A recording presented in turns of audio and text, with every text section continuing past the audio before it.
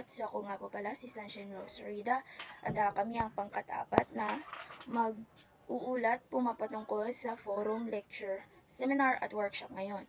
So ako ang unang mag-discuss at ito ay forum. So ano nga ba ang forum? Ang forum ay isang pagtitipon o asamblea na bukas para sa publiko upang magkaroon ng talastasan o diskusyon kung saan ang pananaw o opinyon ng mga tao sa isang issue ay maaaring maibahagi. Kung sa konteksto naman ng politika, ito ay isang malaking pagtitipon sa ilalim ng mga pinunong maglalahad ng mahahalagang suliranin. So, ang forum pala, dito mo, kung ikaw ay kasali sa isang forum, maaari mong maibahagi ang iyong opinyon, iyong ideya sa isang paksa o sa iba't ibang paksa na pag-uusapan sa loob ng isang forum. Wala itong limitasyon. Hanggat maaari, ang lahat ng mga nakilahok dito ay pwedeng magbigay ng kanilang mga opinyon o ideya pumapatungkol sa iba't ibang paksa na pinag-uusapan. So, ano nga ba ang kahalagahan at positibong epekto ng forum? So, meron tayong 4. Ang una ay magkaroon ng mas malawak na diskusyon ang mga tao hinggil sa iba't ibang paksa. So, totoo nga naman na kapag nasa isang forum, ang mga paksang na pag-uusapan ay maaaring mapag-uusapan ng husto. Yung para bang in-depth na pag-uusap. Hindi nagmo-move sa isang topic patungo sa ibang topic. Pinag-uusapan talaga ay punot dulo ng isang paksa bago mag-move sa isang paksa or sa ibang paksa naman. So, ang pangalawa ay mas mapadagdag pa ang bilang ng mga pupwedeng lumahok sa diskurso. So, dahil sa forum, wala itong limitasyon kasi open for public ito. Open dito sa publiko. So, meaning kung gusto mong makilahok ay pupwede naman. Basta, available naman sa'yo na makilahok. So, dahil sa gantong sistema ng forum, maaari talagang maraming tao ang pupwedeng makilahok kahit na konti lang yung interest nila. Pero kung gusto nilang makilahok talaga, kasi gusto nilang makita kung paano ba talaga ang ginagawa sa forum, so pwede naman sila. For as long as may available sila na makilahok. So, ang pangatlo ay pwede rin itong maging tulay para makapagpakilo sa mga tao at mahikayat sila na makisa sa mga ilang paksa. Ito rin yung isang adbentahe sa forum. Dahil nga open for public ito, pwede itong gamitin ng mga taong namumuno sa pwesto para manghikayat na kunyari sa isang paksa ay kinakailangan ng aksyon, madali ang aksyon. So, dahil marami ang nakikilahok, pwede itong gamitin para manghikayat ng mga tao na gawin ang aksyon na ito. Dapat ay nabibigyang linaw ang paksang dapat na pinag-uusapan. Ito, kagaya ng sinabi ko nung kumakailan lang na kapag may isang paksa na pinag-uusapan, hindi agad-agad lumilipat sa ibang paksa hanggat hindi pa natatapos sa pagtalakay sa isang paksa ng madiinan ba ganun. So ngayon ay dumako naman tayo sa dalawang uri ng forum. Ito ay online at face-to-face. So meron ditong tatlong mga adbentahe sa bawat uri ng forum na atin namang masasabi na tama talaga. Unahin natin sa online. So, may tatlong adbentahe. Ang una ay convenience. So, convenience, madaling ma-access ng mga kalahok kahit anumang oras o saan mang lugar sila naroroon. So, totoo naman, 'di ba, na kapag online, especially sa ating panahon ngayon na halos lahat ng tao ay meron ng access sa internet at merong mga devices na maaari nilang magamit para makapag-online o makagamit ng social media. So, napaka-convenient ng online na forum. Dahil hindi mo na kinakailangan na dapat nandun ka sa isang lugar, specific na lugar kung saan nangyayari ang forum. Like, hindi mo na kailangan na physically pa na pumunta sa isang lugar para lang makilahok. Kundi, kahit nasa bahay ka, nasa office ka, kahit nasa ibang bansa ka, nagta-travel ka, kapag ka may access ka sa online forum na yan, ay maaari ka pa rin makilahok. So, ang pangalawa ay global reach. So, maaaring makipag-ugnayan sa mga tao mula sa iba't ibang bahagi ng mundo. Like I said, na kahit saan ka mang lupalop sa mundo, for as long as meron kang access sa forum na yan, maaari kang makilahok. Hindi need yung physical mong presensya para matawag na ikaw ay kalahok o kasama sa pagpupulong or forum na yan. So, ang pangatlo at panghuli ay anonymity. May ilang online forums na nagbibigay ng opinyon na maging anonymous. So, di ba alam naman natin na ngayon ang internet ay napakadelikado. Isang maling click mo lang diyan ay maaaring magbago ang lahat. 'Di ba? Maaari kang ma-hack kung ano yung kiniklik mo, 'di ba? Ganoon na rin sa ating personal information. Andun talaga yung posibilidad na mapapahamak tayo. Kung kaya't importante talaga itong anonymity sapagkat dito po maaari ka namang makapag-publish ng iyong mga opinion o ideya sa isang paksa nang hindi ka nakikilala. Hindi mo need ibigay yung personal information. So, safe na safe siya. Dumako naman tayo sa face to face. So, may tatlo ulit. Una ay personal connection. Mas madaling makabuo ng personal na connection sa mga kalahok sa diskusyon. So, totoo nga naman na kapag kausap mo talaga, iba talaga yung dating kapag kausap mo ang isang tao o ang maraming tao ng harapan. Dahil madali mong makonekta ang sarili mo sa kanila. Kung ikaw ay naghihikayat o nanghihikayat, so mas madali talaga sa iyo ang panghihikayat lalo na kaharap mo sila. Meaning kung ano yung mga reaction nila diyan, kung may gusto silang malaman ay mabilis yung usad ng komunikasyon ba sa loob ng forum. So, ang pangalawa ay real-time interaction. Sa harapang diskusyon, maaari kang makapagtanong at makakuha ng sagot agad-agad. So, again, like I've said, dahil kaharap mo lang ang mga taong kasali sa forum na yan, so, ang mga tanong nila ay madali mong masagot kung ikaw yung namumuno ng forum. At vice versa, kung ikaw ay may mga tanong sa kanila na nais mong sila'y makipag-engage, 'di ba? Kung gusto mong mag-engage yung mga nakikilahok sa iyo, so maaari mo silang tanungin at sila rin ay maaaring makabigay ng sagot agad-agad. Hindi mo na kailangan maghintay pa ng ilang minuto for as long as sasagot sila. Tapos yung panghuli ay non-verbal cues. Ito rin ay importante. Nagbibigay ng pagkakataon na makita ang mga non-verbal cues tulad ng body language at facial expressions. So alam naman natin na ang ating katawan napaka-expressive. 'Di ba? Lalo na kapag ikaw ay isang effective or epektibong leader. 'Di ba?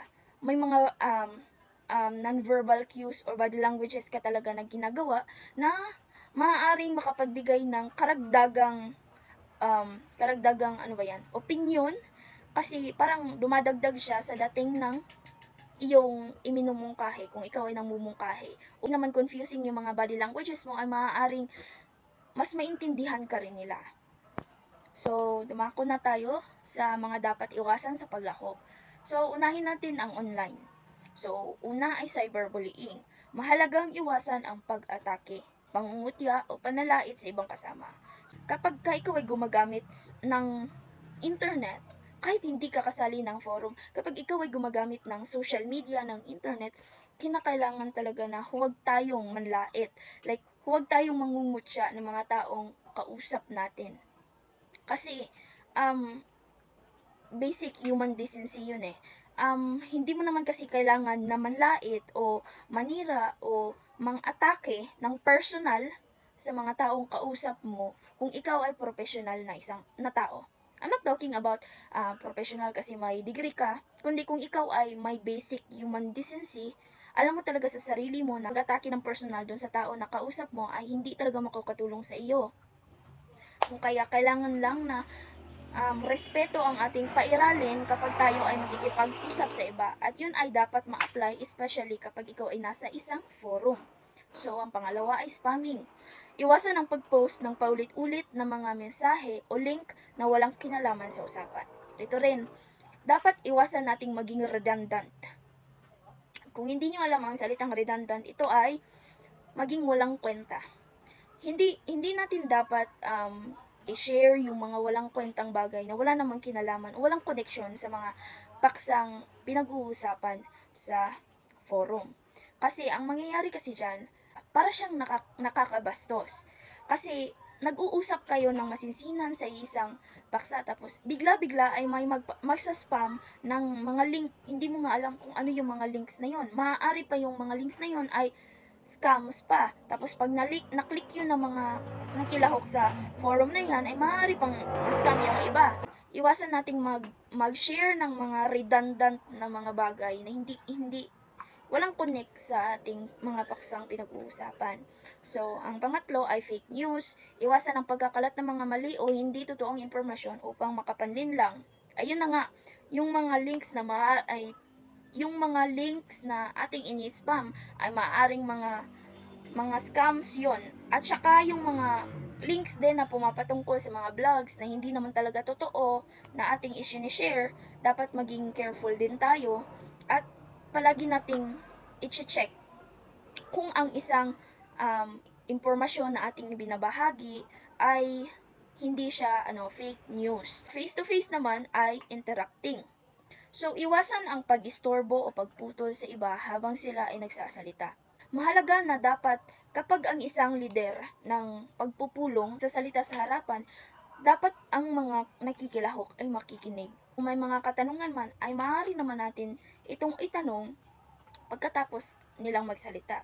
Pero hindi natin dapat na ini-interrupt yung kanilang pagdidiscuss o yung kanilang diskusyon kasi maaaring sila rin ay mawawala sa kung ano ba yung flow ng gusto nilang isiwalat na ideya, opinion, pumapatungkol sa paksa. So, second is personal attacks. Hindi dapat personalan ang argumento. Iwasan ang pag-atake sa personal na pagkatao ng ibang kalahok. Diba na-mention ko rin ito sa online na hindi natin dapat atakehin ng personal ang mga kausap natin online, sa halip ay pairalin natin ang respeto. Ganon din naman sa face-to-face. Hindi natin po pwedeng atakihin yung taong ating kausap ng harap-harapan patungkol sa kanilang personal na buhay. Dahil wala naman iyong koneksyon sa paksa na pinag-uusapan. Kung ano lang yung pinag-uusapan, andun lang talaga dapat umiikot yung argumento. Kung may mga remarks na nakaka-offend dahil parang tinitira na mismo yung pagkatao na wala namang koneksyon sa paksa, ay hindi na talaga yun healthy sa isang pagpupulong, sa isang forum. So, dapat natin itong iwasan na gawin kung tayo ay makilahok sa isang forum. At ang panghuli ay dominating the discussion. Mahalagang bigyan ng pagkakataon ang ibang mga kalahok na makapagbahagi ng kanilang mga ideya at opinyon. Kung sa konteksto ng leader, 'di ba, ikaw ay ang daming mga kalahok ng forum na iyong pinangungunahan. So, sa konteksto ng leader, dapat lang na ang isang leader ay tanungin na rin yung mga kasapi niya sa kanilang mga opinyon o ideya patungkol sa paksang pinag-uusapan. Hindi po pwede lahat na lang ay ideya lang ng leader ang masusunod o ang maririnig. Kasi para saan pa yung forum o pagtitipon ng mga kalahok or ang kanilang pagsasali kung hindi naman pala maririnig ang kanilang mga opinyon o ideya patungkol sa pinag-uusapan, di ba? Kung sa konteksto naman ng nakikilahok, hindi rin po pwede na ikaw na lang yung palaging nagtatanong at palaging nakikipagdebate. Ay kailangan mo rin na isipin na maraming nakikilahok. So, dapat rin na mabigyan ng spotlight yung iba pang kasama mo kasi importante naman talaga yun kasi kung sa'yo lang yung mga ideya manggagaling, wala talaga yung limited ba yung argument. So, hindi nakikita yung bawat side talaga o lahat ng sulok na pwedeng pag-usapan patungkol sa paksa. Kasi iisang point of view na lang yung pinopokus may tanong ka, itanong mo, tapos kung wala na ay maupo ka at yung iba naman ang bigyan mo ng oras para sila makapagtanong at makakuha din ng sagot. Ayun yung para healthy yung komunikasyon nyo ba sa loob ng forum. At yun lamang ang patungkol sa forum.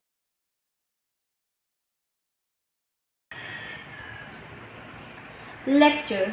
Ang lecture ay isang uri na pagsasalita na nagmula sa salitang Latin na lectura, na ang ibig sabihin sa pagbabasa.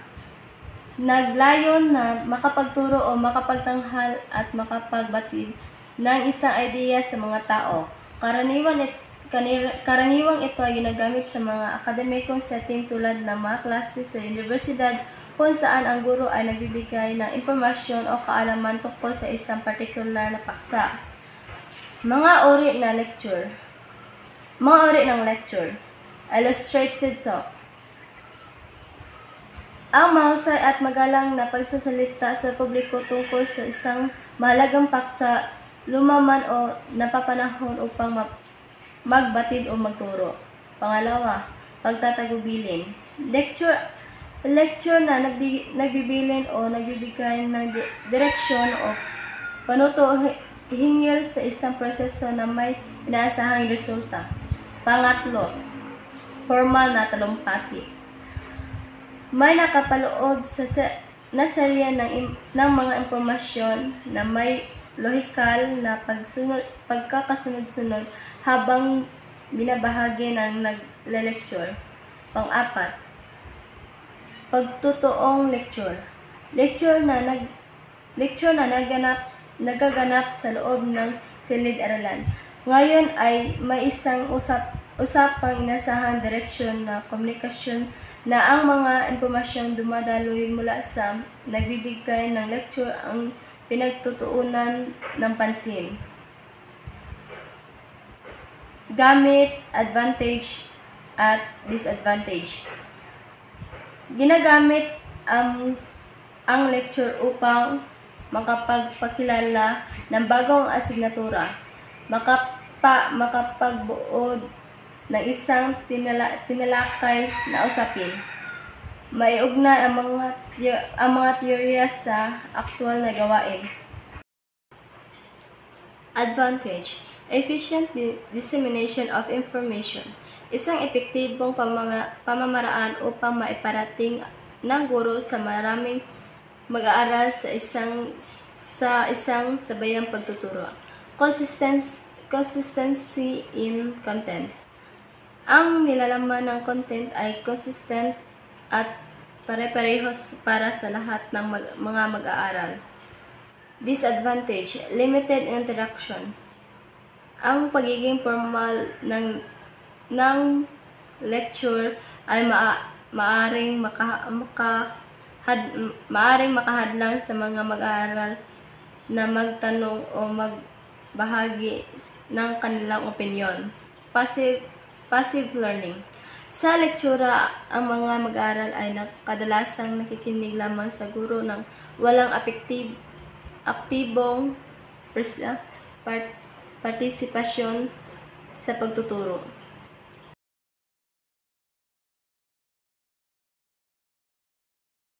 Ang seminar ay isang uri ng formal na pagtitipon o aktibidad kung saan isang grupo ng mga tao kadalasang may parehong interes o profesyon ay nagtitipon upang magbahagi ng kaalaman, karanasan at ideya hinggil sa tiyak na paksa.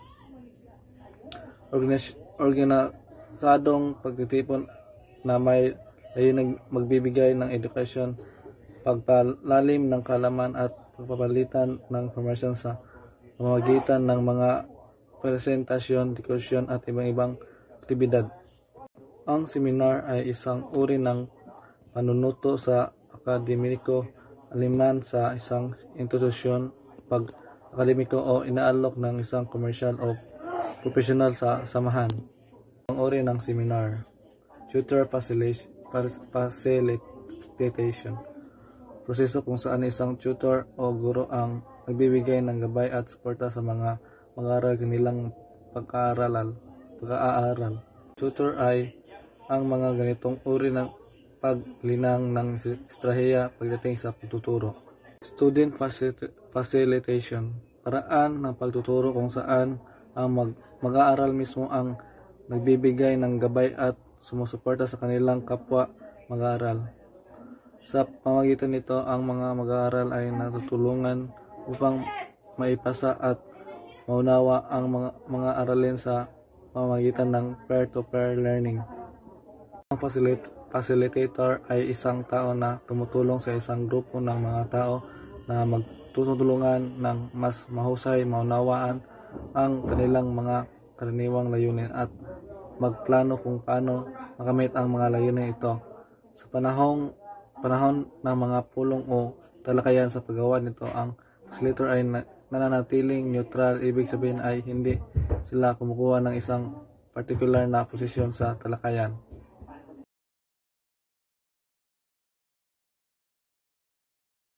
Magandang hapon sa ating lahat.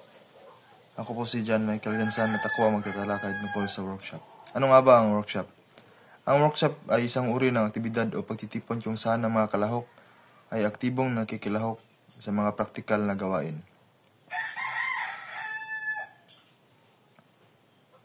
Ito ay karaniwang isinasagawa ng isang grupong mga individual na may parehang interes o layunin. Sa pamamagitan ng workshop, ang mga kalahok ay binibigyan ng mga pagkakataon na makibahagi, matuto, at magamit ang kanilang mga natutuhan sa pamamagitan ng mga aktibidad tulad ng mga leksyon, mga praktikal na gawain, mga talakayan at mga pagsasanay.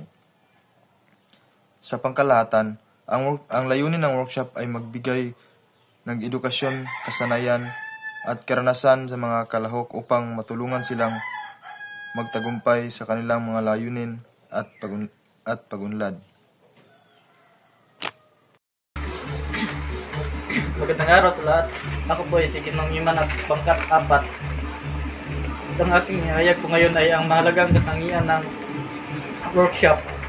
Una ay hands-on learning. Ang mga kalahok ay aktibong makikilahok sa mga gawain at exercise na naglalayong mapalalim ang kanilang kasanayan sa kanilang larangan. Pangalawa, peer learning. Nagbibigay oportunidad sa mga kalahok na makipag-ugnayan sa kanilang kapwa at magtulungan sa paglutas ng mga exercise o gawain.